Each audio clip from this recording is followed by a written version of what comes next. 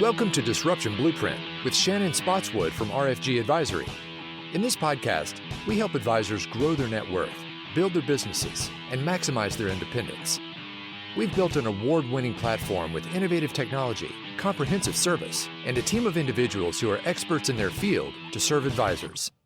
Join us for this journey where we explore everything that has to do with running an independent advisor practice as we bring together successful advisors, industry experts, and innovative minds who are on the bleeding edge to challenge the status quo, foster new ideas, and create a path for advisors to unleash their growth potential. Now, on to the show. All right, we are coming to you live from Fort Lauderdale, Florida. We are on location with our Disruption Blueprint podcast with none other than podcast guru ninja, Matt Holleran. Thank you for having me. I'm so fired up you're here, and I'm going to start this with a little bit of a walk down memory lane. Sure.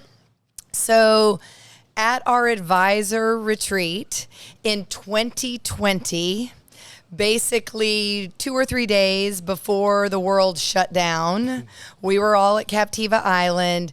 And at the time, one of our keynote speakers was Dom Rosso, Navy SEAL Team 6 badass. Yeah. And he and RFG founder, CEO, my partner, Bobby White. Bobby had been training with Dom for several years. They've got this all kinds of crazy chemistry.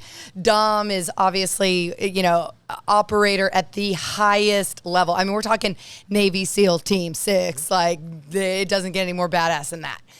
So we decided very impromptu, we're going to just fire up the cameras, fire up the mics. We were like stacking on milk crates, all this craziness, and rolled tape. And I just sat off camera and I asked them a series of questions. And we got about 2 hours worth of content. And we had no idea. We're just like, this seems good. I don't know. And we brought it home and we sat on it for a couple months. Like the world shuts down, COVID, craziness. Tina Powell enters my life. Yeah. And I basically reached out to her. I'm like, we filmed this thing. The world's shut down. I think it's good. I don't really know what to do with it. Like, maybe we should, I think I literally asked her, maybe we should make a brochure or like a blog. Okay. And Tina's like, absolutely not. Right. Absolutely not. Like, she went back to her laboratory and does what Tina does best and came back. She's like, you need to start a podcast. I'm like, and you opened today as one of our marquee speakers at our education. Like, well, who the heck would listen? And like, there's too many podcasts. She's like, no, you need to start a podcast. So we turned this thing, and we ended up taking that, and we turned it into 3 different podcasts. We're like, not only are we going to podcast, we're going to 3 times podcast. And so we've got masterclass with outside experts, and we've got War Room Huddle, and we have this like Warrior Advisor podcast, and we're running around like crazy. And we learned that there are 27 steps just to like basically get it to the point where you can distribute it. So we film all these podcasts, and we wake up one day and we're like, what in the F are we doing? My mom's listening. Like, we had a handful of listeners, but not nearly the reach. And we called you. Yeah. And we basically laid this at your feet. We're like, and I know this is a little bit of a wind up and it's really more about you, but I wanted to set the stage here. So we laid this at your feet. We're like, here are these 3 podcasts. We think we have something here. And you're like, I love it. I'm picking up what you're putting down, but we got to rebrand this entire thing. Okay. And we're going to take this to the next level, and we're going to film all these assets, and we're going to really professionalize your podcast. And with that, Disruption Blueprint was born. I love podcasting because I find it hugely entertaining. I'm inspired by people's stories. Thank you so much. Yeah. I really believe, like, we just went live, I think that was around the end of January. Yeah, it was very recent. Yeah, we are very recent, end of January already. Engagement's up, audience is up, impact is up, energy is up. And I truly believe it's the beginning of the journey. So count me a gospel. We had you here at our annual advisor retreat. You closed out, actually, our 2 days of morning education with So You Think You Want a Podcast. Let's pick it up where we ended the session, which is, why should an advisor podcast? Sure. Well, I think the big thing is that influence is really the only marketing that works anymore. And what that means is you have to create customized, tailored, very intimate content. Okay. Now, you don't just have to podcast. Like, I'm, of course, a huge podcasting advocate, but I mean, you can do this with video and you can do it with writing. In fact, I follow this lady on Twitter who's a wonderful, wonderful writer, like should be a Nobel Prize winner. And when she writes, I feel like I know her. Now, that's not normal. It's a lot easier to hear somebody's voice and feel their energy with this. And a lot of people aren't camera trained. Right. So we do think podcasting is the way to go. But you have to give yourself permission to be yourself, unapologetically yourself. And when you do that, as you guys have already noticed with every content that you create, people are drawn to it. And it's not just people, it's the right people. Right. So let's just answer a little housekeeping, like speed round. Sure. Are there too many podcasts? No. Should I think about my practice and my marketing strategy before I commit to a podcast? Yes, absolutely. How do I go about doing that? Well, I think the first thing that you really have to do is to create an 18 to 24 month marketing plan, which it's amazing to me. We work with financial planners and they don't plan. They don't plan their business and they sure don't plan their marketing. I liken this to when your client comes in and they say, okay, Shannon, what's going on in the market right now? What are we doing about this right now? And your advisor says, we've planned for this. We are 18 months sitting in cash. We get sitting over here. We're good. We don't have to do anything for 24 months. Okay? Don't worry about it right now because you've created a real plan. And I meet with advisors every day who are like, what do I need to do right now? No, you need to take the 24-month view. And when you do that, everything changes. The most successful financial services firms have that long view. Yeah. I mean, you look at them, who? Kitsis, Carson, RFG. I mean, you guys have these things. Orion, which I was just at Orion, they have they probably have a 48-month marketing plan, and they stick to it, right? That's what an advisor needs to do. And when they're doing that, if they realize that they want to infuse their personality into their marketing, we believe podcasting is the solution. Talk about, because I loved how you clearly spend your time with advisors, because we always help to educate them. Once you can cross the mental leap on it is impossible to have last mile attribution of your marketing dollars. You're never going to be able to say, like, I ran that ad or that social media post or that event or that podcast, and that's why I landed this client. But you've actually spent a lot of time thinking about the 5 ROIs. So walk us through the 5 ROIs. Well, I think first off, I think it's so misleading how advisors look at marketing. And a lot of it is because they buy leads or they do a webinar or seminar and they know that they've got 30 buying units who sit down and 10 of them are going to set appointments and 3 of them are going to close, right? Great. Good for you. If you want that transactional relationship, bring it on, bring in money, have fun. Most people don't want that, right? Most people want to have relationships with their clients. So the 5 ROIs. So the first ROI is really, it's the most intimate client communication you can ever have. Your clients are going to hear your voice when it's convenient for them. I can't stress that enough. Marketing, so I learned this about 3 or 4 years ago, that marketing is fundamentally changed. You have to market to your ideal client and prospect in the media they prefer while they're there with organic content.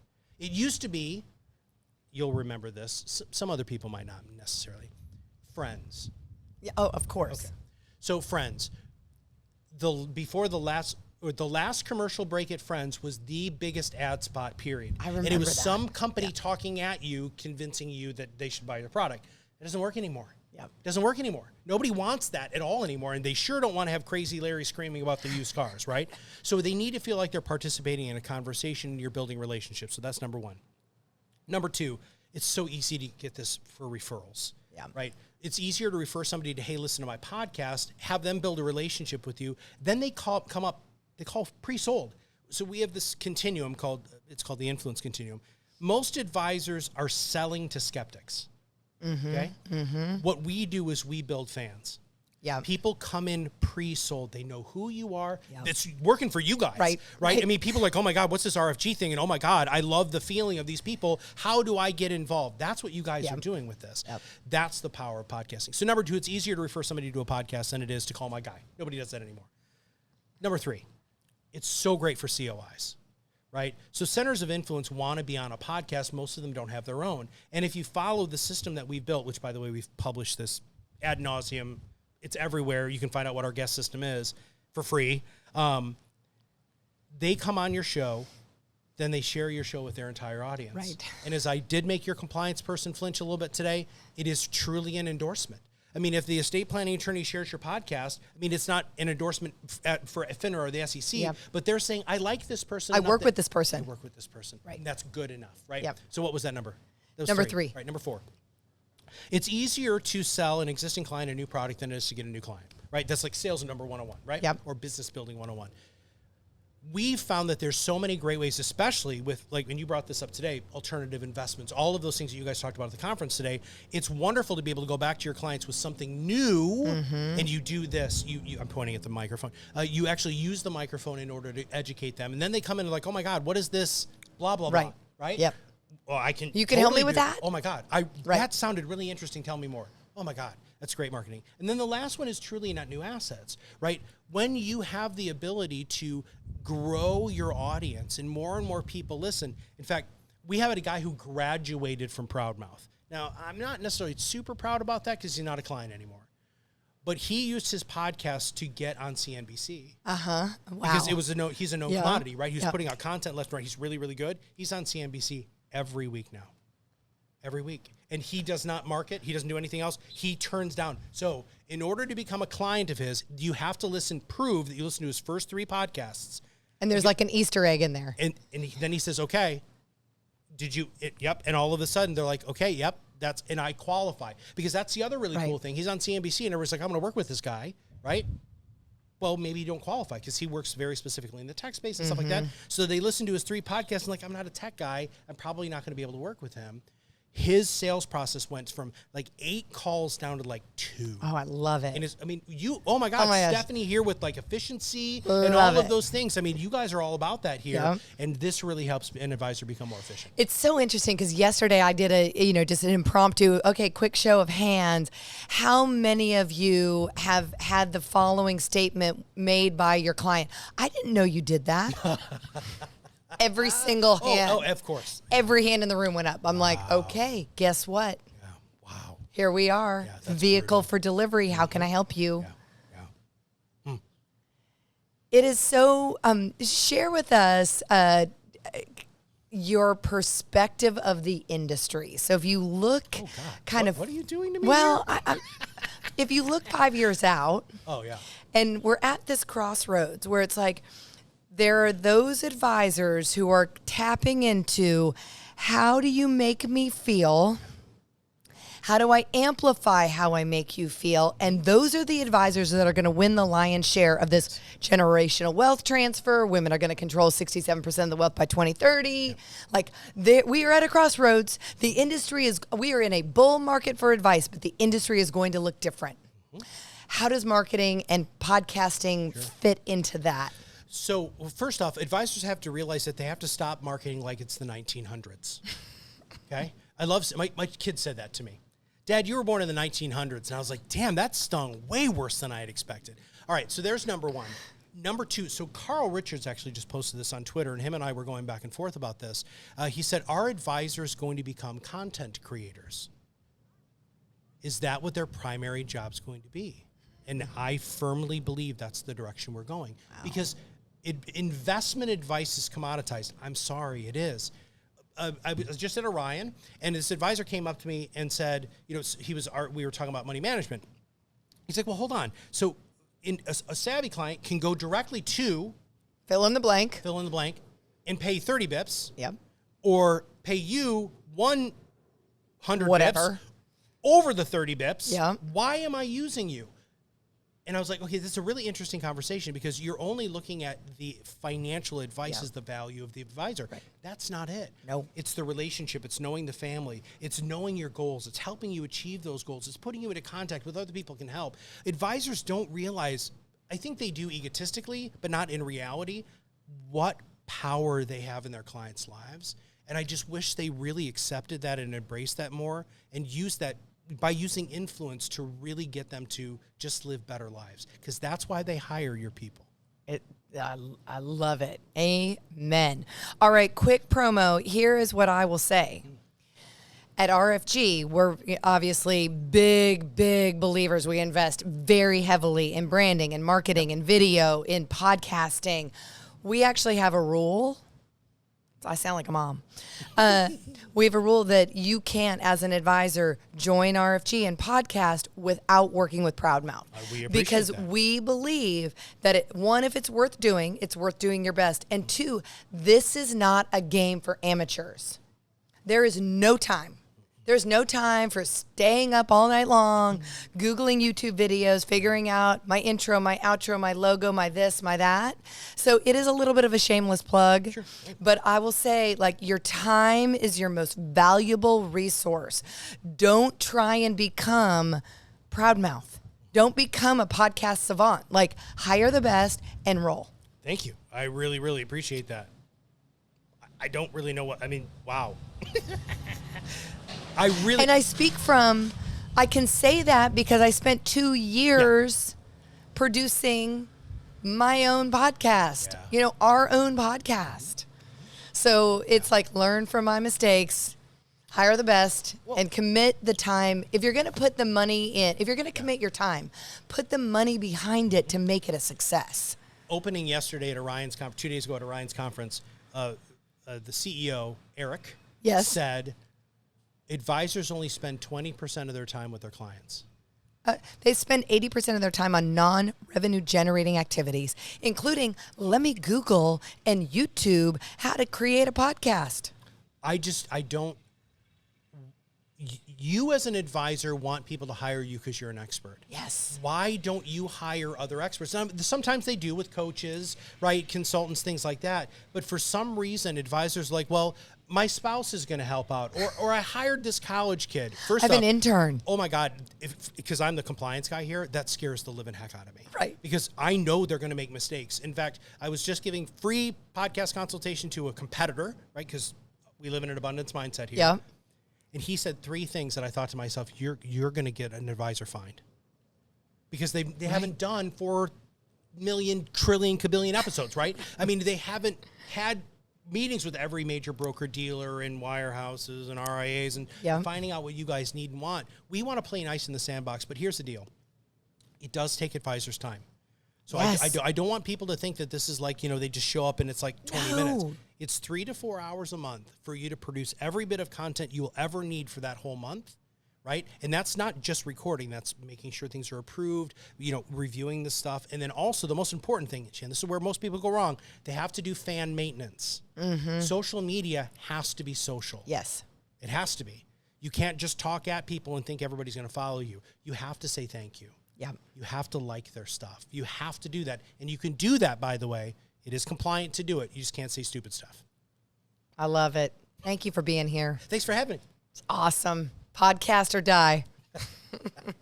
And I also live in a mindset of abundance. There's no other way to be. There's no other way to be, sister. Thank you for listening to the Disruption Blueprint podcast. Click the follow button to be notified when new episodes become available.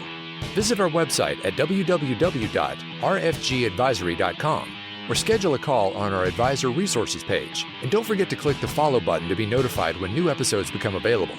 Content here is for illustrative purposes and general information only. It is not legal, tax, or individualized financial advice, nor is it a recommendation to buy, sell, or hold any specific security or engage in any specific trading strategy. Information here may be provided in part by third-party sources. These sources are generally deemed to be reliable. However, neither our guest nor RFG Advisory guarantee the accuracy of third-party sources. The views expressed here are those of our guest. They do not necessarily represent those of RFG Advisory, its employees, or its clients. This commentary should not be regarded as a description of advisory services provided by RFG Advisory or performance returns of any client. The views reflected in the commentary are subject to change at any time without notice. Securities offered by registered representatives of Private Client Services, member FINRA SIPC.